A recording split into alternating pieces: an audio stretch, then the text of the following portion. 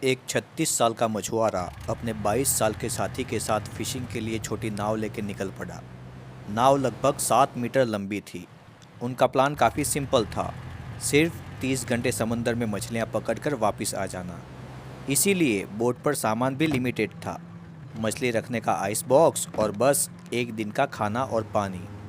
धीरे धीरे वो लोग मैक्सिको के किनारे से लगभग 120 किलोमीटर दूर खुले समुद्र तक पहुंच गए और मछली पकड़ने का जाल समुद्र में फेंक दिया। जैसे ही उन्होंने जाल पानी में डाला, मौसम अचानक पलट गया। एक खौफनाक समुद्री तूफान तेजी से उनकी तरफ बढ़ने लगा। जान बचाने के लिए उन्होंने बिना सोचे जाल को काट दिया और बोट को वापस मोड़ दिया, लेकिन तूफान की चपेट में वो लोग आ गए थे। लगातार 6 घंटे तक वो तूफान से टकराते रहे, हर पल मौत को छूकर निकलते हुए बोट को पूरी ताकत के साथ चलाते रहे और तूफान से बच निकले। सुबह 7 बजे दूर उन्हें अपना गांव हल्की सी परछाई की तरह दिखने लगा। ज़मीन बस सिर्फ 20 किलोमीटर दूर ही थी।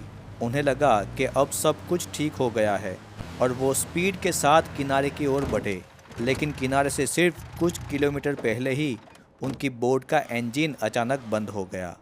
अब हालात ये थे कि ना उनके पास कोई पतवार थी, ना ही बोट को डायरेक्शन देने वाला कोई सिस्टम।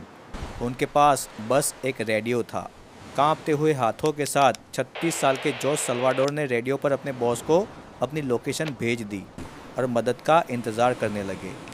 बोट समुंदर में तैर रही थी और ये लोग दूर से किनारा देख रहे थे, लेकिन सामने से किसी का जवाब आए उससे पहले ही रेडियो की बैटरी खत्म हो गई। अब ज़मीन की दुनिया से उनका हर कांटेक्ट टूट चुका था। दोनों दुखी होकर बैठे थे कि तेज़ हवाओं की दिशा बदल गई और उनकी बोट धीरे धीरे फिर से खुले समुंदर की ओर धकेली जाने लगी।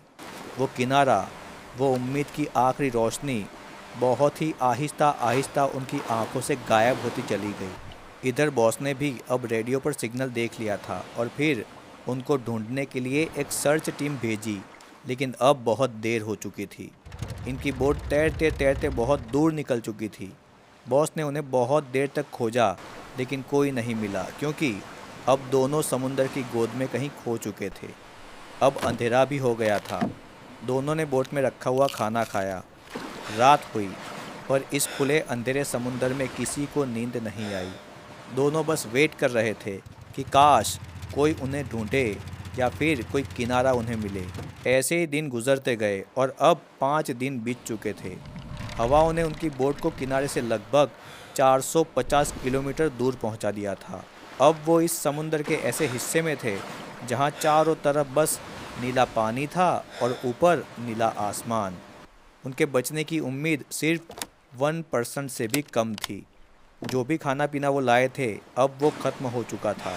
दोनों भूखे प्यासे इस तप तपती धूप के नीचे बैठे बैठे समुंदर को देख रहे थे कि तभी कुछ छोटे पक्षी उनकी नाव पर आकर बैठे। भूख इतनी बढ़ चुकी थी कि दोनों ने बिना कुछ सोचे तेज़ी से उन पक्षियों को पकड़ लिया और उन्हें खा लिया। ऐसे करते करते दिन बीत रहे थे, लेकिन अब पक्षी भी आना बंद हो चुके थे। 2 दिन भूखे रहकर बिताए।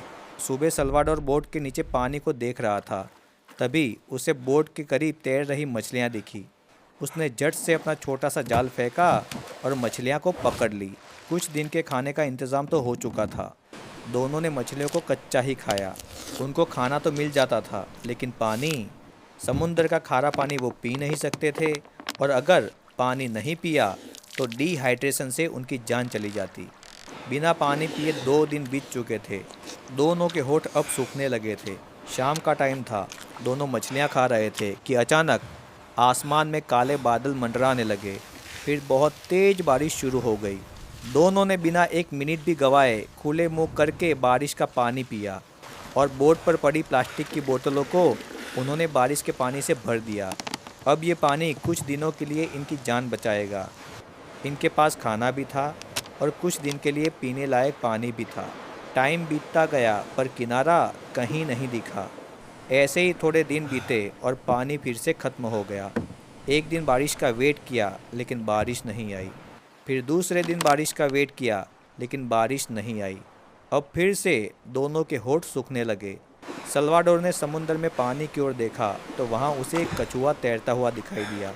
उसने तुरंत कुछ सोचे समझे बिना उसे पकड़ लिया और उसका खून पी लिया, जिसके कारण उसकी प्यास बुझी। उसने अपने दोस्त को भी कछुए का खून पिलाया। अब ऐसे ही पानी ना मिलने के कारण दोनों लोग कछुए का खून पीने लगे थे।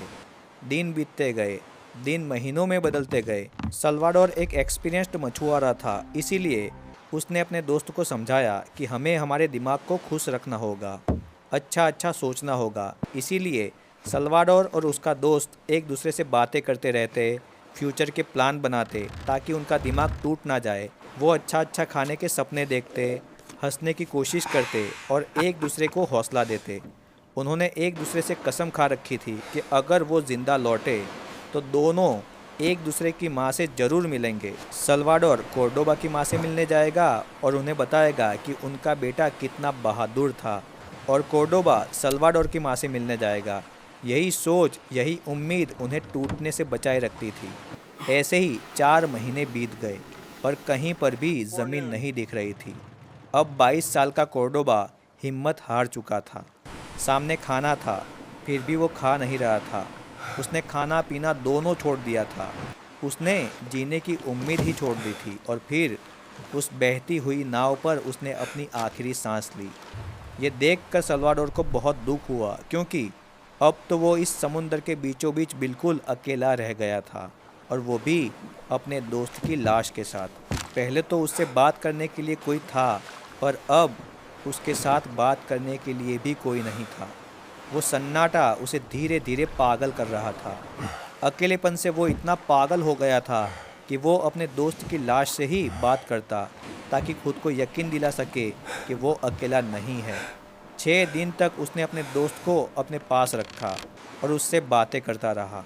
लेकिन जब उसे पता लगा कि उसका दिमाग जवाब देने लगा है और वो अब पूरी तरह से पागल हो जाएगा, तब उसने एक फ़ैसला लिया कि वो अपने दोस्त की लाश को अपने पास नहीं रखेगा, और उसने अपने दोस्त की लाश को समुंदर के हवाले कर दिया।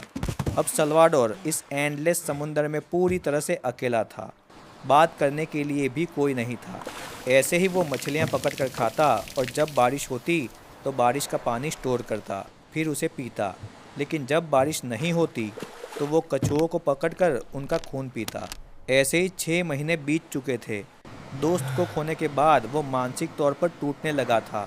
सुबह का टाइम था, नाव पर पैर मोड़े वो सो रहा था। तभी उसे एक आवाज़ सुनाई दी तो वो उठ खड़ा हुआ। दूर उसे एक बहुत बड़ा जहाज़ गुजरता हुआ दिखाई दिया। पिछले 6 महीनों में पहली बार उसने कोई इंसानी चीज़ देखी थी। जहाज़ को देखते ही उसकी बुझी हुई उम्मीद फिर से जाग चुकी थी। वो पागलों की तरह चिल्लाया, हाथ हिलाए, हर तरह से इशारे किए, लेकिन उसकी 7 मीटर की छोटी सी नाव इस विशाल जहाज के लिए बहुत ही छोटी थी। वो किसी को नज़र नहीं आई। देखते ही देखते वो जहाज उसकी आंखों के सामने से निकल गया। वो बहुत ही उदास हो गया और रोने लगा। अब तो उसके कपड़े भी घिस चुके थे और फट चुके थे। सिर पर और दाढ़ी पर बाल भी बहुत ज़्यादा बढ़ चुके थे। टाइम बीतता रहा और वो अकेला सर्वाइव करता रहा। ऐसे ही 11 महीने बाद सल्वाडोर अपनी छोटी सी नाव पर बहते बहते लगभग 8000 किलोमीटर का सफ़र तय कर चुका था। सूरज की तपतपाती धूप से बचने के लिए वो अक्सर अपने बर्फ़ के बॉक्स के नीचे छिप जाता था और शाम को बॉक्स के नीचे से बाहर निकलता। जनवरी 2014, पूरे 14 महीने 438 दिन बीत चुके थे। सल्वाडोर बोट पर नीचे मछलियाँ देख रहा था कि तभी उसकी नज़र पानी पर तैरते हुए नारियल पर गई। उसका दिमाग बिजली की तरह दौड़ा। नारियल मतलब आसपास कोई ज़मीन है। कुछ ही देर बाद दूर उसे ज़मीन की एक हल्की सी लकीर दिखी। उसे डर था कि कहीं लहरें उसे फिर से इस आइलैंड से भी दूर ना ले जाए। उसने एक पल भी इंतज़ार नहीं किया और वो पानी में कूद पड़ा। आखिरकार वो अपनी बची खुची ताकत से तैरता हुआ उस अनजान आइलैंड पर पहुंच गया। पूरे 14 महीनों के बाद उसने पहली बार किसी ठोस ज़मीन पर पैर रखे थे। वो थकान से टूटकर रेत पर गिर पड़ा। जब उसने खुद को संभाल कर नज़र उठाई तो सामने एक छोटा सा घर दिखा। 14 महीनों के बाद सल्वाडोर का किसी दूसरे इंसान के साथ आमना सामना हुआ। उन लोगों को देखते ही वो जैसे बेकाबू हो गया और अपनी ही भाषा में ज़ोर ज़ोर से बोलने लगा, बिना रुके, बिना सोचे। उसे इस बात की भी परवाह नहीं थी कि सामने वाला उसे समझ रहा है या नहीं। उसे बस किसी इंसान से बात करनी थी। ये महसूस करना था कि सच में वो जिंदा है। ये जगह मार्शल आइलैंड का एक छोटा सा हिस्सा थी जिसे इबॉन अटोल कहा जाता है, और ये आइलैंड मैक्सिको से पूरे 11,000 किलोमीटर दूर था। सल्वाडोर बहते बहते 11,000 किलोमीटर दूर आ पहुंचा था। बाद में उसे वहां से उसके घर वापस भेजा गया, लेकिन कहानी यहीं ख़त्म नहीं होती। घर लौटने के बाद एक नई परेशानी उसका इंतज़ार कर रही थी। उसके मरे हुए साथी कॉर्डोबा के परिवार ने उस पर हत्या का आरोप लगाकर केस कर दिया था। बाद में ये मुकदमा खारिज हो गया क्योंकि जांच में सल्वाडोर की कहानी ही सच के ज़्यादा करीब पाई गई। वीडियो अच्छा लगा हो तो वीडियो को लाइक करना, चैनल को सब्सक्राइब करना। Thank you.